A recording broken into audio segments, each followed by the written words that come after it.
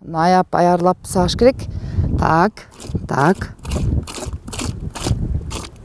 Bir жарым, 1 литр, 1,5 литрге süt берет. Бейнин sütü жылуу болот негизи. Ошо жылуулай ичкен аябай пайдалуу да ден соолукка. Нарын районунун 10 айылынын тургуну Назгүл Адылова жолдошу менен бирге күн илеби жылып жаз келгенден тарталы Солтон Сары жайлоосуна чыгып бээ саап мал кармап келишет. Бир желе бээден күнүнө 40 литрге чейин сүт алынат. Биздин кымыздар Парижге чейин кетти. Прага кетти. Өзүбүздүн журналист байкебиз бар эмеспи, Чоротегин деп. Ошо кишилер как эме сыяктуу кылып ошака да суусундук алып барайын деп ошака чейин алып кетти. Ушу биздин кымыздар жактырып. Көп туристтер көп мындай кымызды татышат экен, бирок мындай баса ичпейт экен да эми чет мамлекеттерчи. Ага караганда өзүбүздүн кыргыз эмелерибиз, туристтер, коноктор ичет.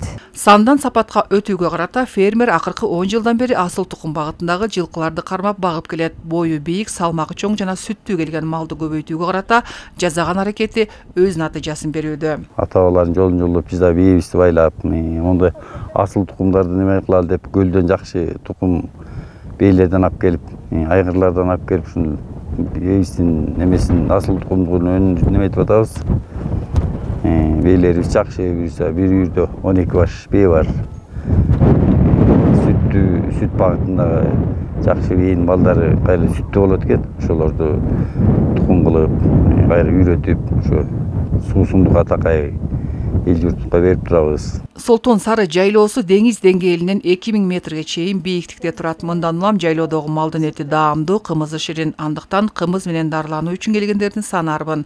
Муса Жусаевдагы үй бүлөсү менен жылда Талантбек Карагуловдун желесине келип сүт ичип дарыланат. Бээден саалар менен эле ошол жерден ичип алып, анан балдарга дары болсун деп, өзүбүзгө да неме болсун деп, организмди тазалатканга ичип мындай өтөбүз.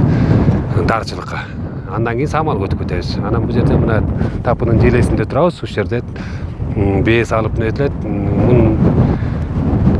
Тиги нарындан жолосо ар кайсы жерден сүт ичкенден көрө бир жерден отуруп алып ичкен аябай таза болот. Бийик тоонун Солтон Сары эми бийик, аксай арпа деген сыяктуу ушундай бийик жердики чөбү даамдуу да болот, сүтү дагы жакшы болот да, булардыкы күчтүү болот. Фермердин айтымында жыл өткөн сайын ички туризм өнүгүп, кымыз менен дарыланууга келгендердин катары арбын. Мындай жагдай дарыланып эс алууга келгендердин саламаттыгын чыңдөөгө өбөлгө болсо, элеттик үй бүлө үчүн каражат табуудагы мыкты мүмкүнчүлүк болууда. Медицинада кымыз адам организмине жагымдуу келип, минерал заттарга бай суусундук. Чапара Садыкказиева, Адилет Алмазбеков, Нурсултан Болотбеков, Өлкө Деми, Нарын району.